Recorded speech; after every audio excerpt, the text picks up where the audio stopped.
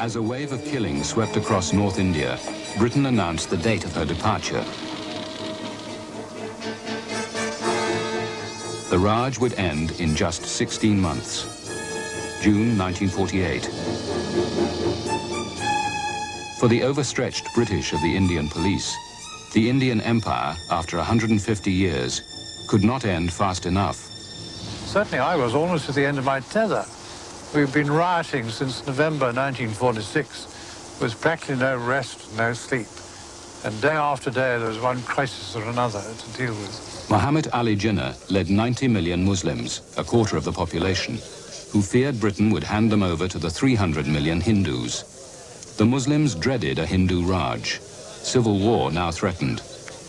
I felt that we were stretched to the limit of our resources, and my police were having to operate in such appalling conditions, and there were mob confrontations, and I got terribly worried about my police, because whereas before all this boiled up, it was anti-British.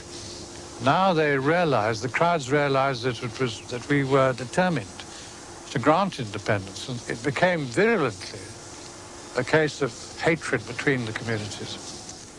The violence engulfed 5 huge provinces of northern India.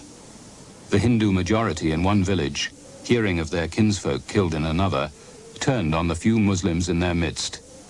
Rumor spread the infection of slaughter.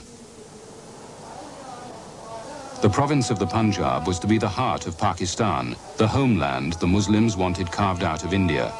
Around the capital, Lahore, Muslims were the majority. Here they felt secure.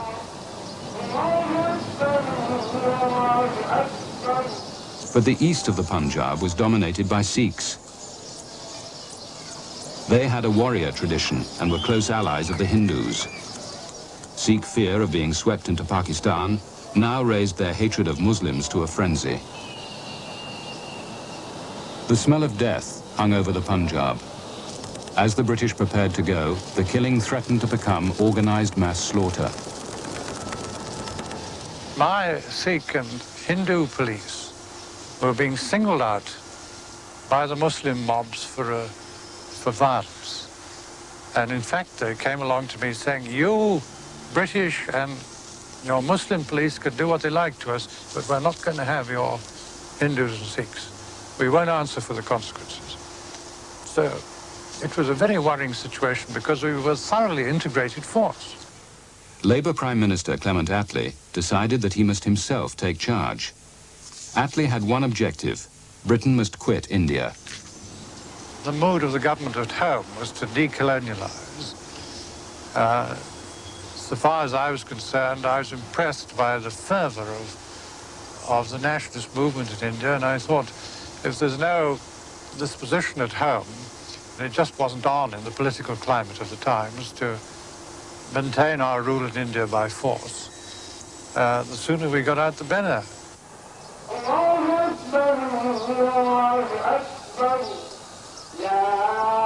Britain's capacity to dominate India had been drained by 6 years of war. The British presence had been cut to the bone. Half the district officers were Indian now.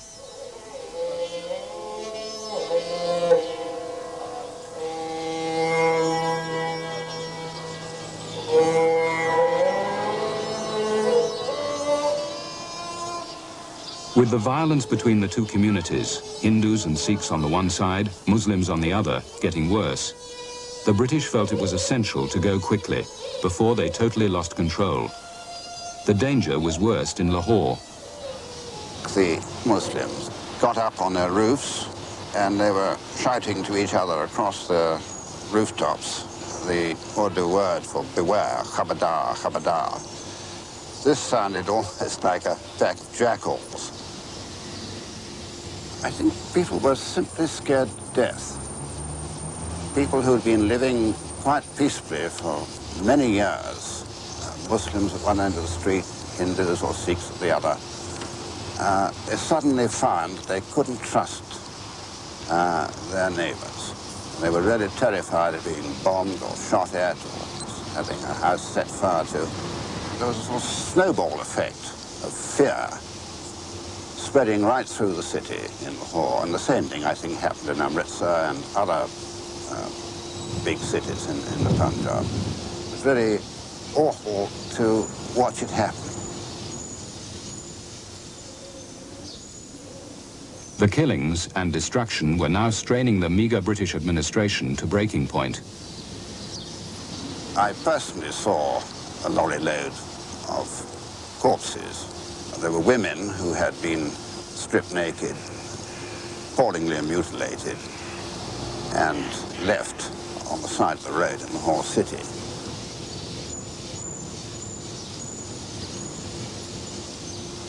Since they were Muslim women, I could only assume that they had been murdered by Sikhs or Hindus. Muhammad Ali Jinnah led the Muslim League, the dominant voice of Islam in India.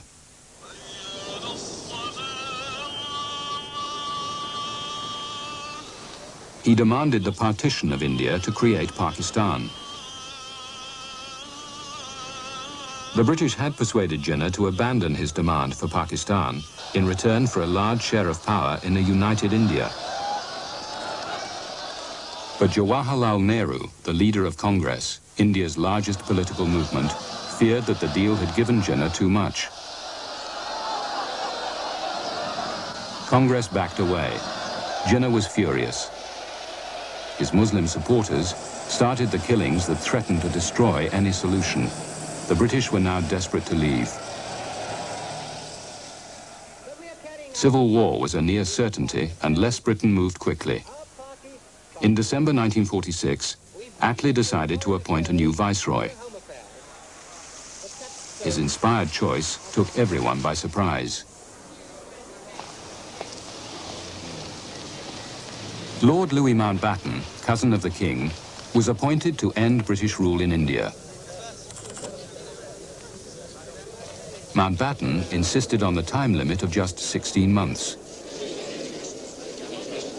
He was to secure agreement between Muslims and Hindus. If he could not, Britain would leave in June 1948, come what may. When Mr. Attlee asked me to take on this job, he rather took my breath away. This wasn't something that could be decided straight off, and in fact, we had several meetings about it. I asked to see the King. As King Emperor, he kept very close touch with Indian affairs. I pointed out to him that the chances of complete failure were very great, and it would be bad for him to have a member of his family fail. He replied, "But think how good it would be for the monarchy if you succeed." And he then asked me formally to accept the appointment. The scene is Northolt Airfield.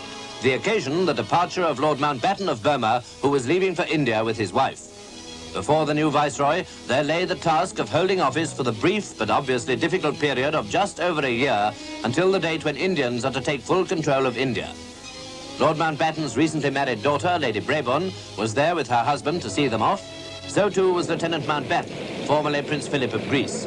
Everyone in Britain, I'm certain, wishes the viceroy all possible success in India. And you see, it was a great thing to send a member of the royal family as the last viceroy to India. It was a brilliant notion of Attlee's because it very greatly pleased them. And they thought, well, at least the royal family itself is taking part in this historic handover and so on. Before he went, you know, Mountbatten said to me, do you think I should go just in sort of plain clothes and arrive as viceroy like that? Because after all, they're all very left-wing and so on. I said, good Lord, no. Put on your best admiral's uniform, all your medals, do the lot, have bands playing when you arrive. Oh, good, he said, I'm so glad. Because he loved uniform. That's exactly what he did. And, of course, he went down a treat.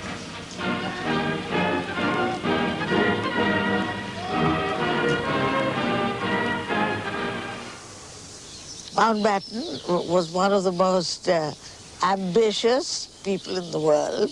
He was one of the most egoistical, too. He thought a great deal of himself. And above all, he wanted to do brilliantly. This was the apotheosis of his career, and he knew it. And he wasn't going to make a balls of it if he possibly could. And, of course, he didn't. He became really, I wouldn't say loved, but respected over and beyond the call of duty by most Indians, particularly by Nehru, who formed a very considerable attachment, not so much to him, but to his wife, but nonetheless, it helped. And no, I think he will be remembered as a most successful amateur politician.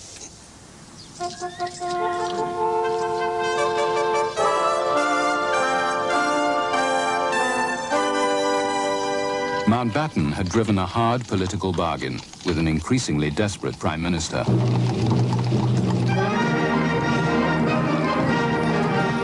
He had insisted on a free hand, the right to make decisions on the spot without reference to London.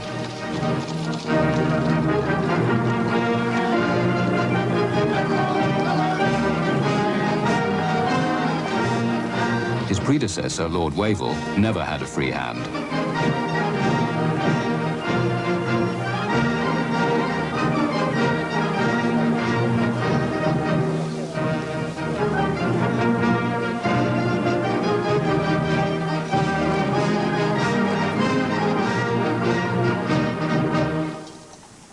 Mountbatten had been a senior war commander.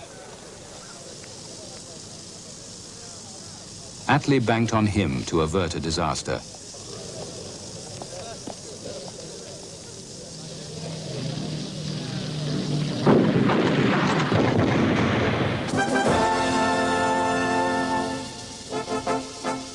On March the 22nd, 1947, Mountbatten was installed as the last British Viceroy of India. Everything moved so well, and it was because they themselves were both very proficient. He had this German quality of extreme discipline and proficiency, and everything had to be perfect. It was a very social household. There were dinner parties and drink parties, and we knew that it was the end of an era.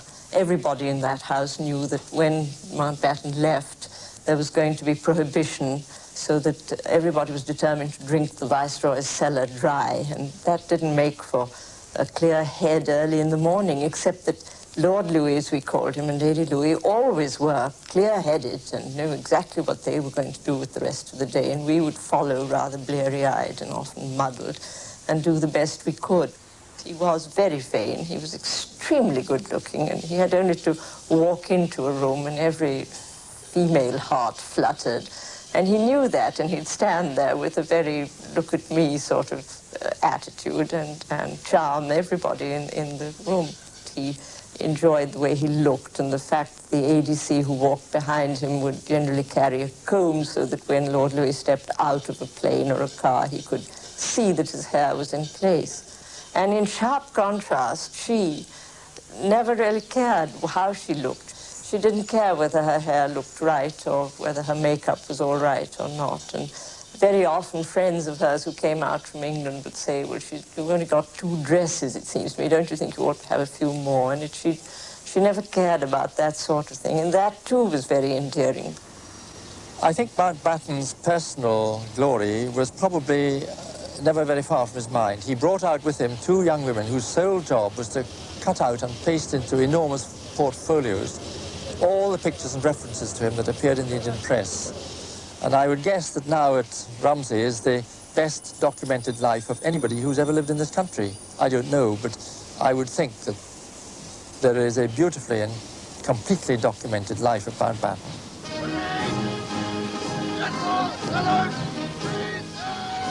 Had he chosen to go on the stage, he would have outshone Laurence Olivier.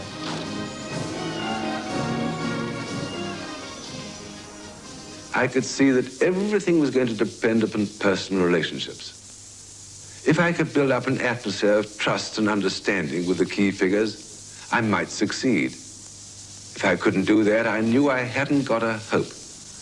And of course, all this had to be done in such a way that none of them could think that the others were being privileged or getting away with backstairs methods. Most lacking in trust was Jinnah. He had won the support of the Muslims with a simple battle cry, Pakistan, a separate Muslim state. But it hardly looked a practical idea. The League was asking for 4 provinces in the northwest and 2 in the east, which would make a Pakistan suspended in 2 halves, with almost nothing in common and 800 miles of India in between. Jinnah refused to discuss these drawbacks to Pakistan, or any matters that might have caused divisions within the Muslim League. He was used to being in control, and before meeting Mountbatten, he prepared himself with care. It was generally regarded that Jinnah was a remote and rather cold personality. And before the meeting took place, we went out into the garden for a official photograph, and Jinnah did his very best to be charming. He stood with Lord and Lady Louis, the idea being, of course, that Lady Louis would be in the middle, and Mr. Jinnah and Mountbatten on both sides. And Jinnah made his first effort at the charming remark, saying that she was a rose between 2 thorns. Unfortunately, he was in the middle. What did he say to you after his first meeting with Jinnah? Well, he said, by God, he is cold.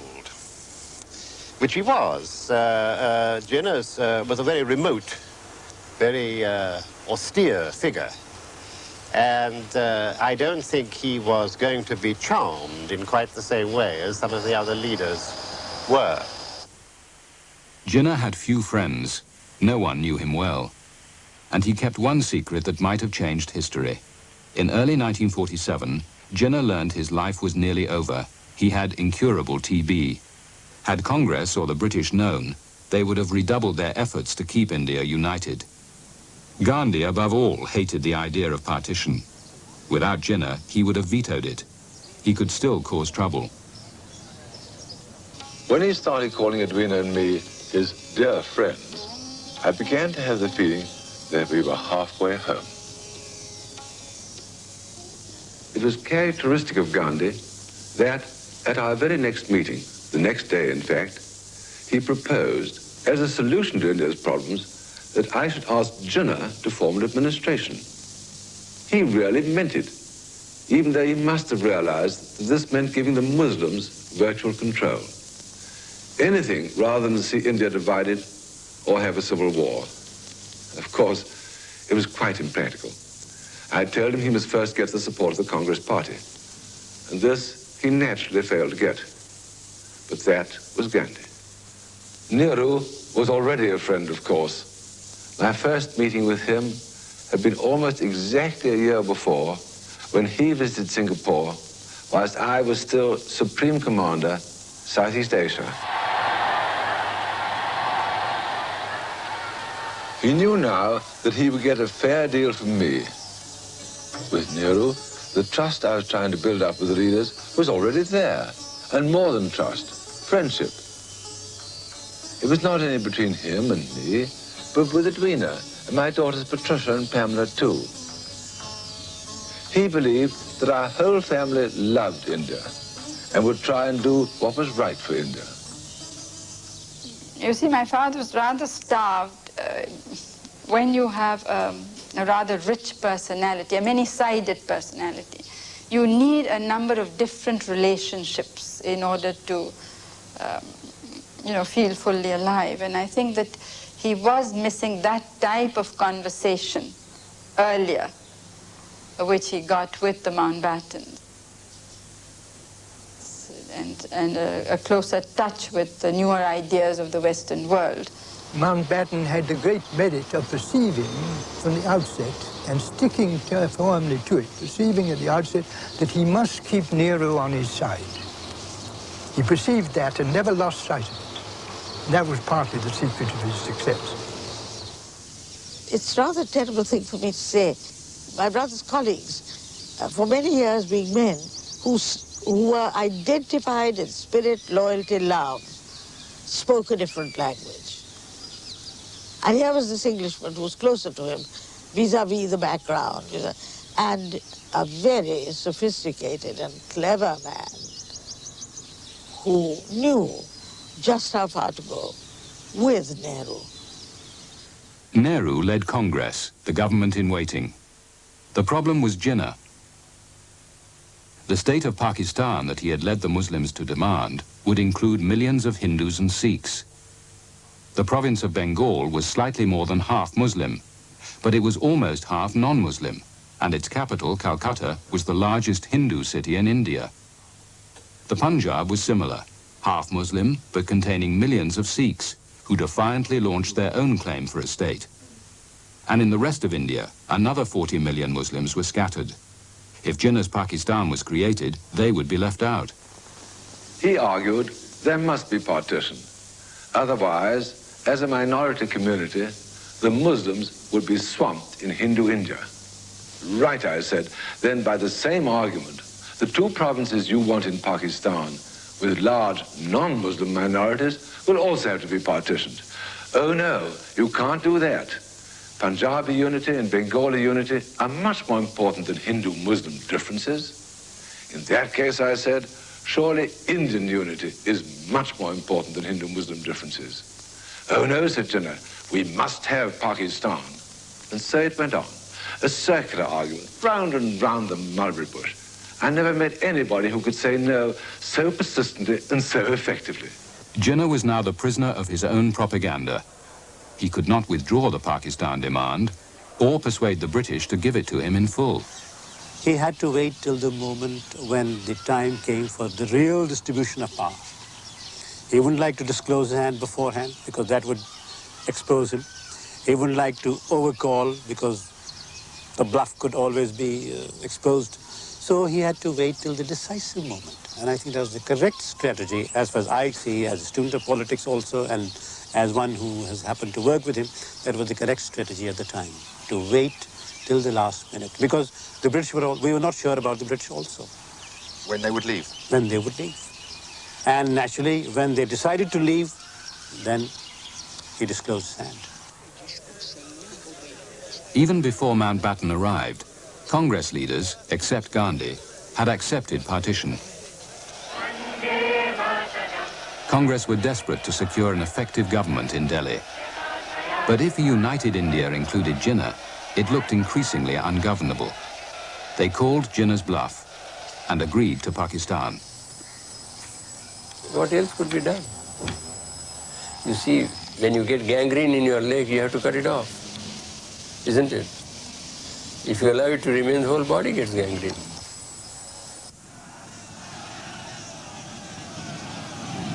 Congress feared a civil war.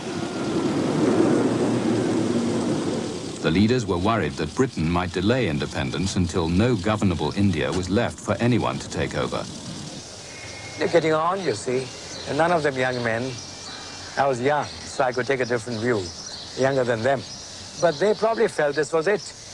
How long were they going to be in the wilderness? And not everyone likes being in the wilderness. I think they had enough. They want to settle for what was possible. Nehru wanted a strong India. To get it, a partition that removed some Muslim areas was necessary. It was a price he was reluctantly prepared to pay. Oh, very reluctant. There was no acceptance in any sense of the word as something that was right. It was just something that had to be, and well, let's make it as good as we can.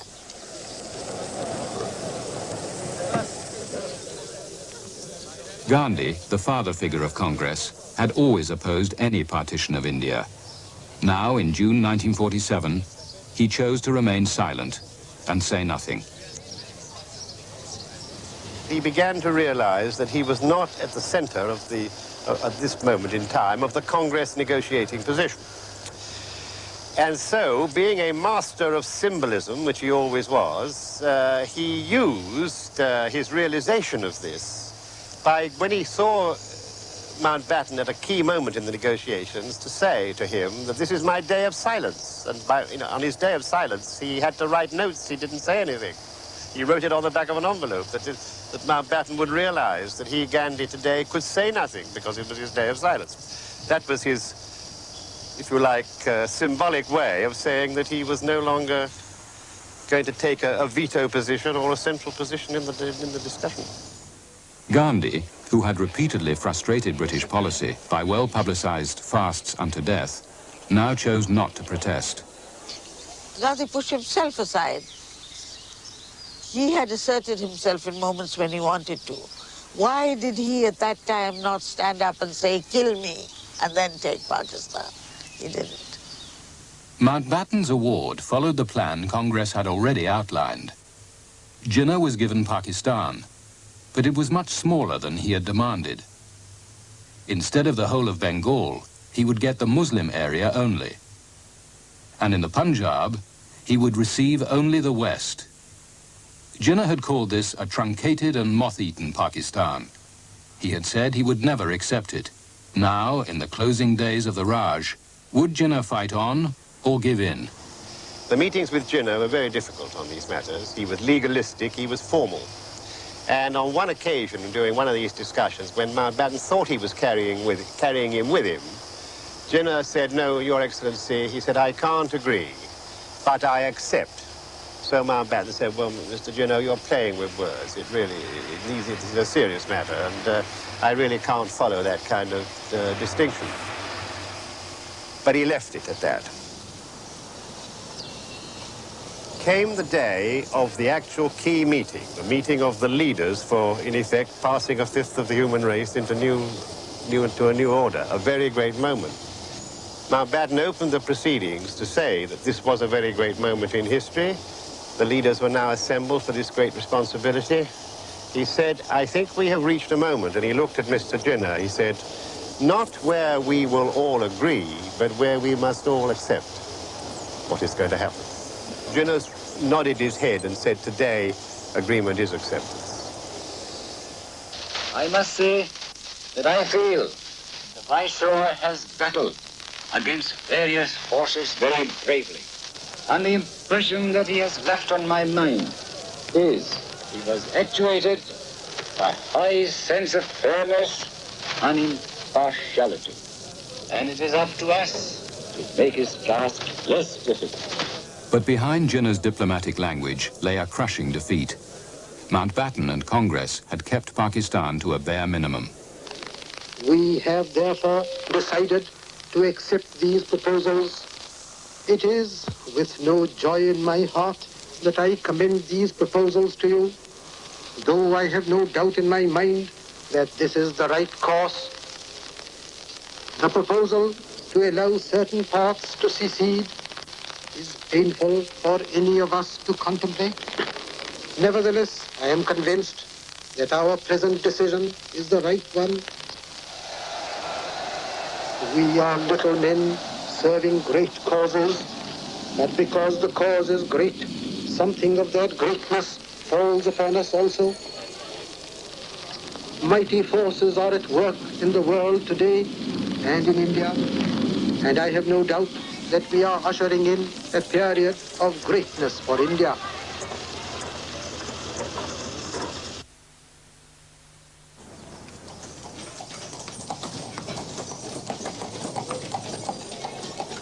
By June 1947, all parties had agreed on partition.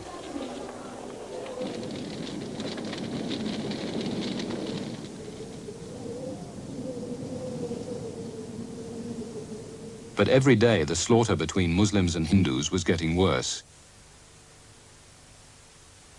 Bengal in the east was now the flashpoint. To prevent further killings, Gandhi went on a fast to death. During his fast, processions marched through the city with the people shouting, "Let Gandhi break his fast." And although the disturbances lasted for some time, the miracle, as many Indians describe it, was eventually accomplished. After about 73 hours, the city was reported as quiet and Gandhi ended his fast. Mountbatten feared that if he stayed the full year, a raging civil war would break out. The Raj, he decided, must be ended fast. With little ceremony for once, Mountbatten announced that Britain was about to leave, and a year earlier than promised. It was extremely well staged managed, and there was this great number of foreign correspondents from all over the world. And when somebody asked about the date of handing over, because that time, as you know, the whole idea was that June 48 was going to be. And so everybody was working roughly on that assumption. And he said, 14th, 15th, August. And there was a pin drop silence, pin drop silence. And everybody thought that he has not correctly what he'd forgotten. And after that he turned around and he said, that is all what you wanted. Freedom quickly, independence quickly, I've given it to you. Partition was now to be in 7 weeks, not 12 months. Sir Cyril Radcliffe arrived in Delhi. He sat poring over outdated maps and population data. He had to decide the partition line in the 2 provinces, Punjab and Bengal. Radcliffe had just 37 days. It was so childish. You had a calendar and you took a page out and you were dividing a subcontinent, or I should say continent. This continent is bigger than that of Europe. And there it was. For Radcliffe, the partition of Bengal between Muslims and Hindus was difficult enough. But it was the other partition, the Punjab, that was the greater problem. There, the Muslims and Sikhs were hopelessly intermixed. Their crops depended on irrigation by canal. If the boundary cut a canal, the enemy controlled the lifeline. The killing now reached fever pitch. Muslims in East Punjab began moving out of India to the safety of their future homeland, Pakistan. In the west of the province, the Sikhs, fearful of being trapped in the Muslim state-to-be, headed east to India. For once, Mountbatten had slipped up. He himself had underestimated the appalling consequences of partition in the north. He didn't realize that the Sikhs would fight as they did and what appalling massacres would occur between the 2 communities.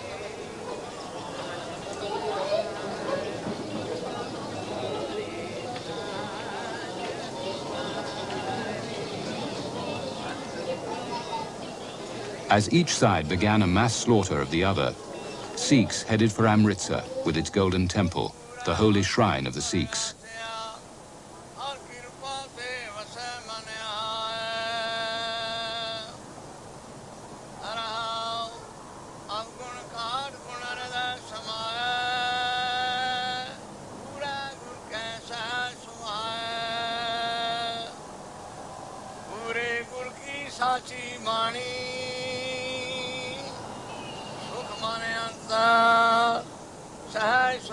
The killing in North India, which was to overshadow the first months of independence, had begun.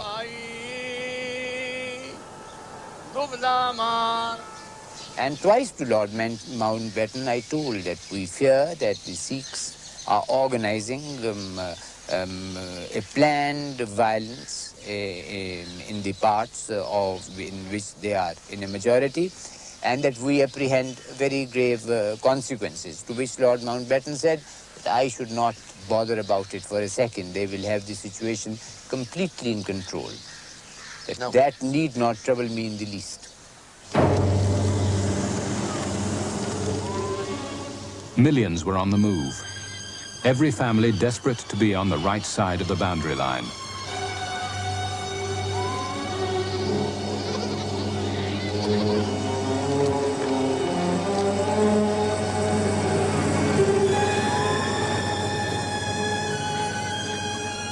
Whether on foot or crammed into trains or buses, the refugees were easy prey to armed bands from the other side.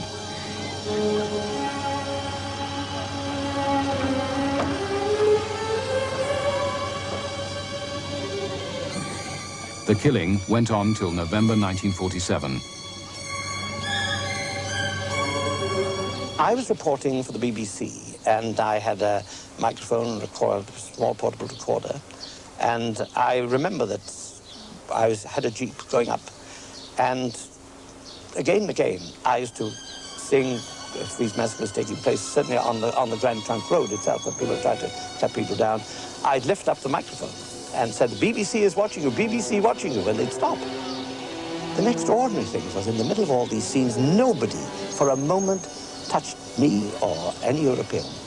we were the untouchables in the nicest possible way.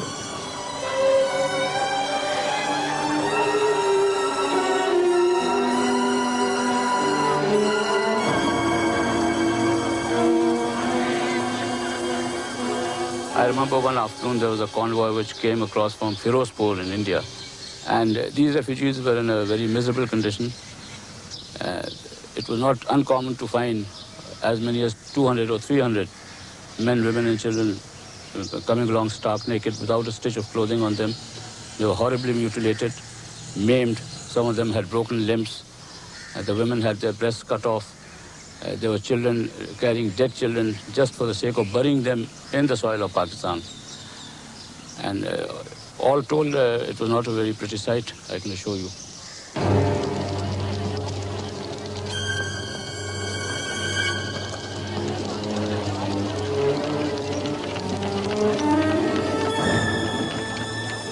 Lady Mountbatten has been paying visits to refugee camps and listening to many fearful stories of the fighting. At Jalandhar and Amritsar, for example, thousands of refugees told her of their appalling experiences. As if the massacres were not enough, floods have added to the terrible tribulations of the people of the Punjab. The heavy rains have swollen the river Ravi, and many refugees have been stranded, unable to cross to safety. Some food has been dropped by air, but the tragedy is on too big a scale for such a solution.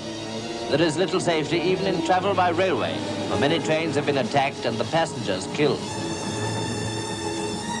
The trains ran a serious risk. They had to water the engines, and they were Anglo-Indian drivers who shunt the train into a siding, go off to water the engines. That gave the Sikh bands a chance. They come in and they go right through the train and kill everybody. The train would then shunt onto Lahore, where in a siding they'd have to take the dead out. And they were a terrible sight. I don't go into details, but you can imagine. You could almost see them coming with the fly swarms around them. And when the bodies were taken out and laid down, and there would be about 2,000 at a time. I never forget one station official turning to me, who would obviously used to order. The pride of British India was the railways. It was a tremendous system. And he looked at that and he said to me, in a voice I never forget, "Sir, it is hardly worth issuing tickets anymore." A good man, horrified by the collapse of order. And next door was the Walton railway station. We were taking these trains there because otherwise people were getting worked up in Lahore. And there you saw bodies of women, bloated bodies of women, some sucking their babies, and these lances right through the babies and the mothers. Bloated bodies, pulling them out, all, it was, you couldn't sort of get to those compartments, number one, on account of the smell that was there. And then to look at those bodies, you just, no human being could stand the sight of women in such condition, cut up and badly raped and badly handled.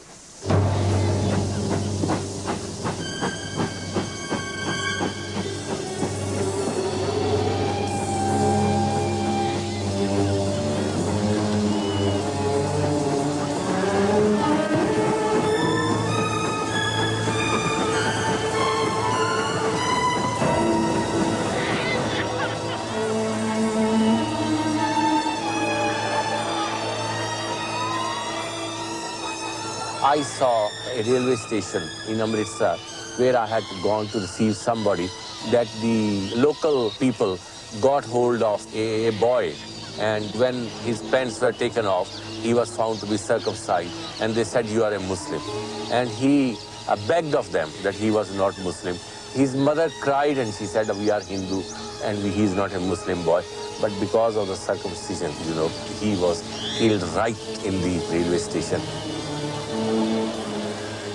Our parents, they made us together in one room, locked us in one room, and brought kerosene oil for us there, in that room. And they said, whenever there is any raid, we will burn you up there.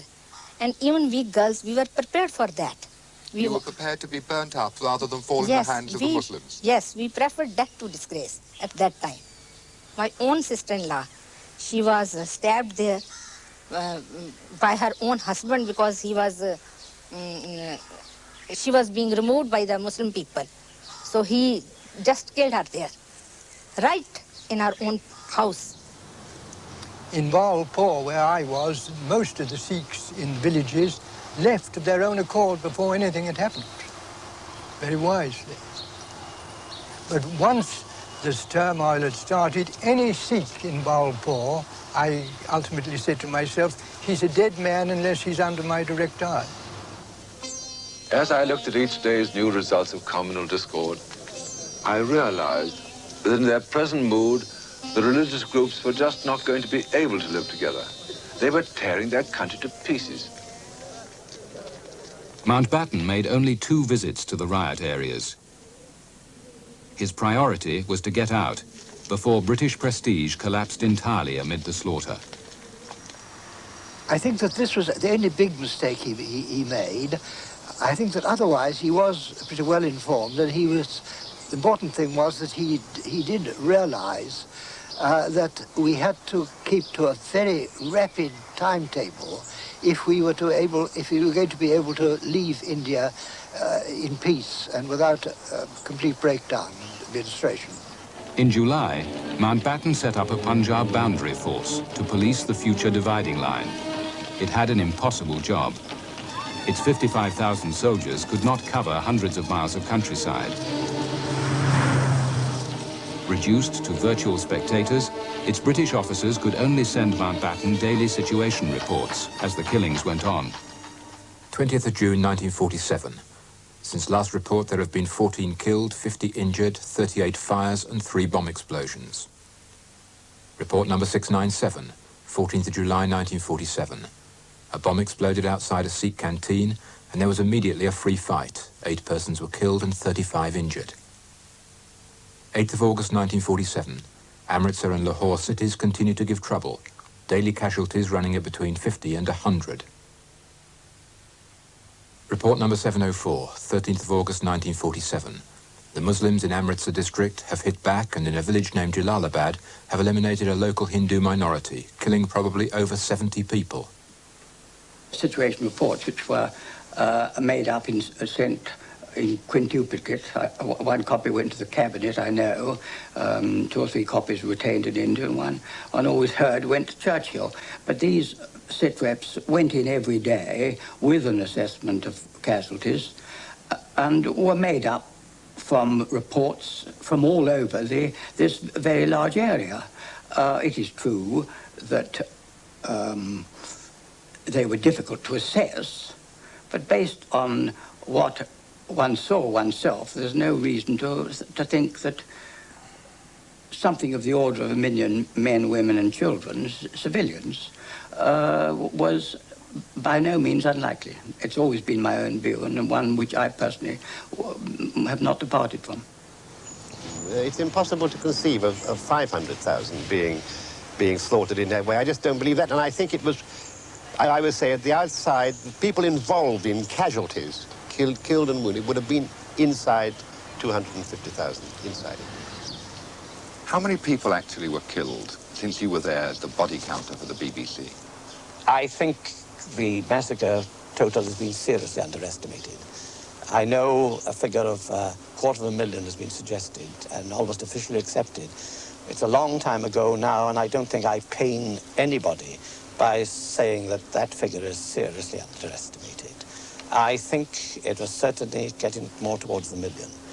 You couldn't make possibly an accurate account because these massacres were taking place in lonely places, in all sorts of villages, little towns, all through the Punjab and in Sikhistan. Yes, I think I would go on record, stick my neck out and say nearly 1 million. Killed? Yes, I would say so.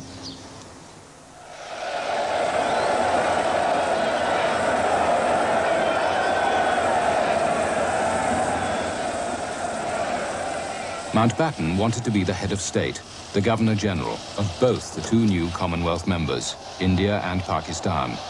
Nehru suggested it. Jinnah said no. So on August the 13th, the last Viceroy was in Karachi, to see Jinnah installed as Pakistan's first Governor-General. Muslims of India have shown to the world that they are a united nation, and their cause is just and righteous, which cannot be denied. But the celebrations couldn't hide the reality. Lacking an army and civil service, even government files and typewriters, Pakistan began life with few tangible assets.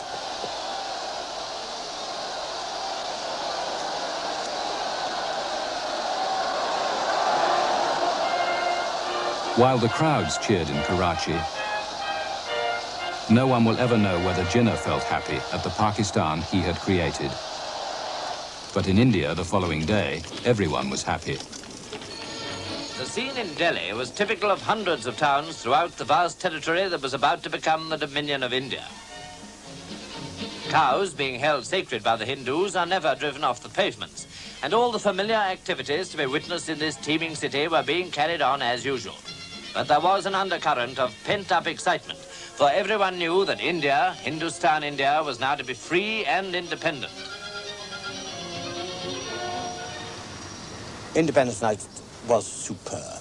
We came out onto the balcony of the Legislative Assembly and looked straight down this huge avenue that again Lutyens had planned for great state occasions. There must have been 1 million people there, no exaggeration. And there was a roar, a bubbling, a roar of utter happiness. And when the conch horn sounded and India was independent, that was the night, the very moment, 12 o'clock midnight, a roar came to that crowd such I've never heard before. And I've heard great many rallies, great crowds. In fact, I was at the Nuremberg rally when Hitler appeared. This was a different roar. This was a roar of utter happiness, content, and never were the British more popular.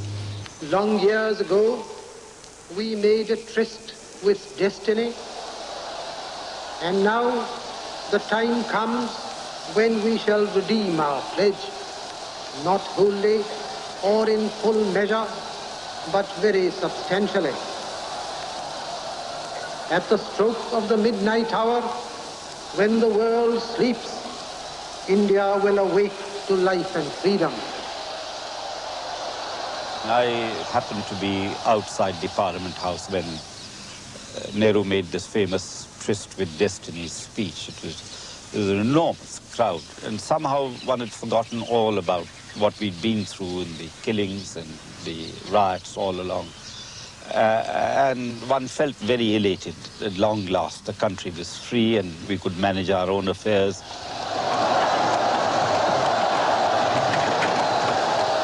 It was next morning near Prince's Place where Mountbattens went in their horse-drawn carriage to the Red Fort. I couldn't believe the crowd took the horses away and dragged this carriage themselves, cheering the British, and very staid, stiff British officers in uniforms were lifted shoulder high and cheered.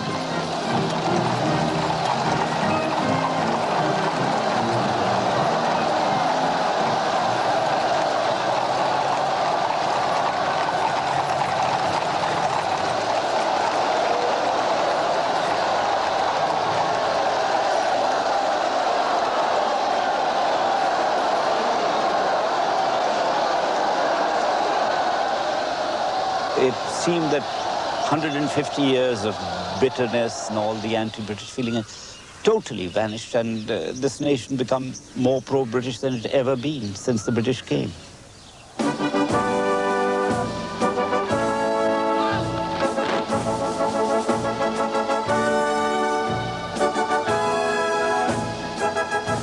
I take the view that Mountbatten scuppered. He got all the British troops out without a single casualty, and Indians and Pakistanis murdered and butchered in the most cruel way.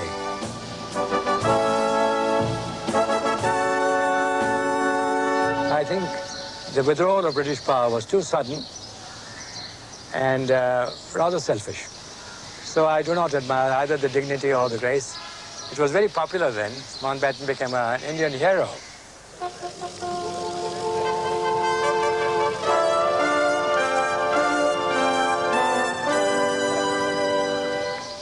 So I would say yes, Mountbatten did a very good job for Britain, did a very lousy job for India.